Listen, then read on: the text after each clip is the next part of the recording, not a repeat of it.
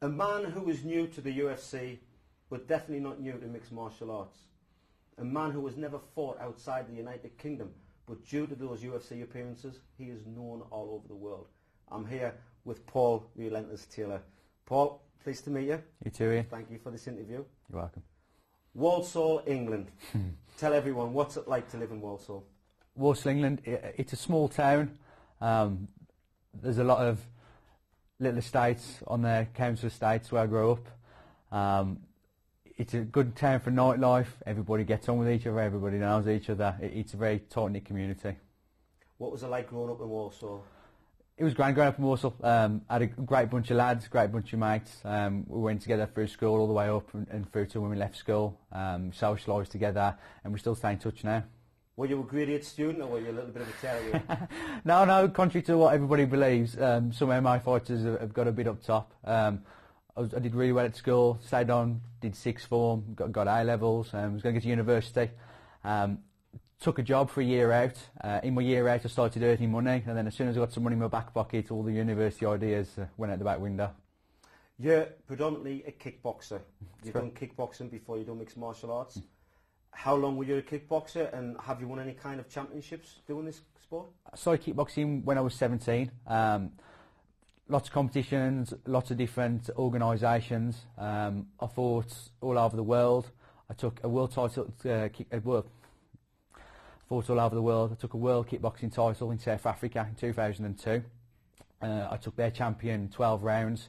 He'd never done more than 3 rounds with anybody in 13 of his fights, 13 of his last appearances. Took him 12 rounds and I won that on points. Wow, that's impressive. Very impressive. What's it like travelling around the world, getting acclimatised? Can you handle that? I mean, yeah, it's fine. A lot of the time you get flew out days before, so you've got a bit of time to acclimatise. You can go and use the gym, get yourself ready to the atmosphere, go and meet and greet some people, which is the best part of the sport for me. Well, now you're known as a mixed martial artist. I see you're predominantly a kickboxer. What was it like making the transition from kickboxer to mixed martial artist? Well, my first fight really was a wake-up call for me. I had a well-classed opponent. He was very tough. I'd never done any groundwork, and it was just my heart that got me through. I come out of a draw in that fight, and since then I've just strived to make my ground game as good as my stand-up game really, and become a good all-rounder. So, how long have you been doing mixed martial arts now? 5 years I've been in mixed martial arts now. And how long was it you were doing mixed martial arts before you had your first fight? Probably about 4 or 5 months. I went straight into it, straight from my kickboxing. In the deep end? Straight in the deep end. Years ago when we first started, there was no amateur, semi-professional and professional. It was just professional, and that's what I went in. I just went in and did. I loved the sport, loved watching the sport on the TV, and I just thought, I'm going to give that a go. So as a fighter, and like I say, kickboxing being your background, are you more interested in keeping the fight on its feet and giving the crowd that ultimate knockout what everyone's looking for, or do you not mind going down to the ground now? I mean, definitely. Everybody wants to finish a fight standing up. The crowd loves to see 2 people bang it out together. I'm getting more accustomed to the ground. I'm enjoying the ground. I like the thought that goes in the thought process when you're actually grappling. You've got to think 1, 2, 3 moves ahead, especially if you're fighting an accomplished grappler.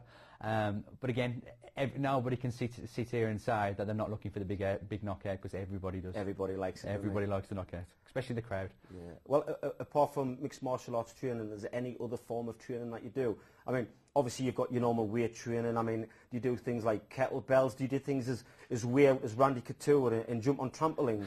Is there anything that you do kind of different in your training regime? Well, I've seen that Randy Couture where he's jumping on the trampolines. I'd love to have a go at that, and if he wants to invite me over, I'd love to have a go with you.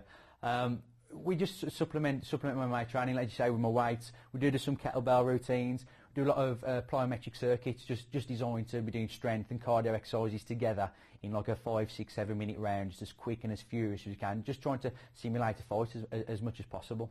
So that's the physical side of things. What about the mental side of things? How do you have to be mentally prepared as a fighter? Is there something you train to be mentally prepared?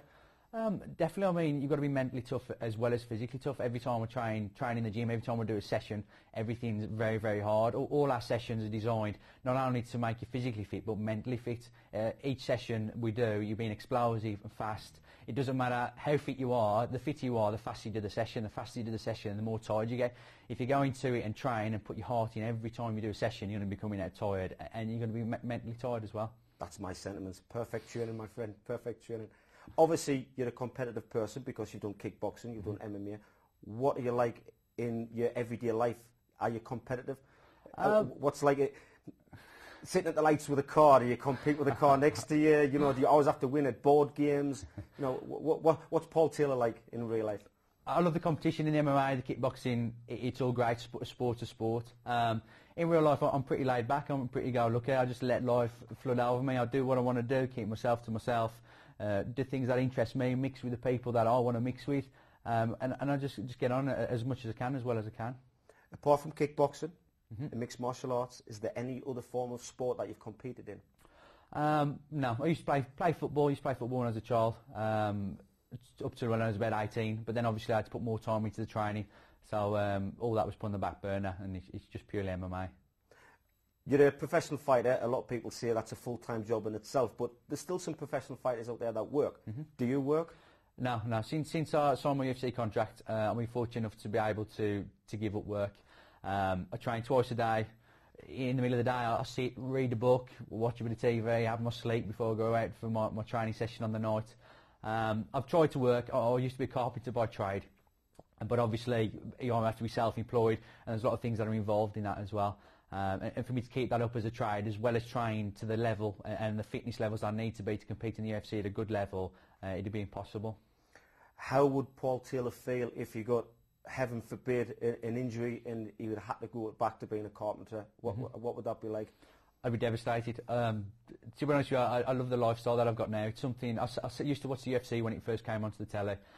I used to think, yeah, I'd love to have a go at that. Never even dreamt I'd be sitting in this chair having an interview about myself being in the UFC, training MMA, doing this as a full-time job. I've done mundane jobs, production line jobs before I was a carpenter, anything just to let me get to the gym and do what I want to do. I've got no intention of going back to that. I couldn't even imagine how I'd cope with going back to CV Street, as they call it. Yeah, it's a good life being an ultimate fighter, isn't it? Yeah. But the hard work that we put in the gym, I mean, people don't understand. They think they go to the gym, they work out, and then they go and fight. Yeah. But I mean, one fight, they don't see the 3-4 months before that. Definitely. This 3 or 4 months before the fight, do you think for what a fighter is actually getting is a purse, is it worth all the hard work before that? Or is it the glory? Is it the label of being one of the best fighters in the world is why we do it? I'd say the glory. I'd definitely say the glory. I mean, the 3 months, 3-4 months before a fight, you push yourself real hell. Your partner, everybody around you, especially the last 3 or 4 weeks, you're moody, you're a different person. They have to put up with a lot. You have to put up with all this extra training, extra stress on your body. And if it wasn't for standing in the cage, in the octagon at the end, holding up your hand, it'd be very difficult to stomach. Well, you've been fighting for a while now, quite some years. Yeah. Not many people have heard of Paul Taylor, but all of a sudden, everyone's heard of you. It's as if you've just come to life. Yeah. Can you give a reason for that? I'm not a very chatty media type person. I keep myself, like I said before my interview, I like to keep myself to myself. Do you know what I mean? I do what I need to do to get by. But I'm here now. I've made what I like to call the big time, and part of the parcel of that is getting yourself out in the media, getting yourself known. I'm known for being an exciting, explosive fighter, so I just want everybody to know what I'm about. Are you one of these guys who believe things happen for a reason, or do you think, you know, I'll make my own path, I'll make my own things in life? Which way do you look at things? To be fair, I've been very lucky. Every time I've wanted to do something or turn my hand to something or I failed at something or not quite got what I wanted, another door's opened. It's almost been like a roller coaster. I've dropped off one thing to the next, to the next, to the next. So personally, I'd put in as luck. I've put the hard work in and I've put what I need to get here, but unless you get the opportunities, all that can count for nothing. Okay, let's talk about the Taylor family. All right.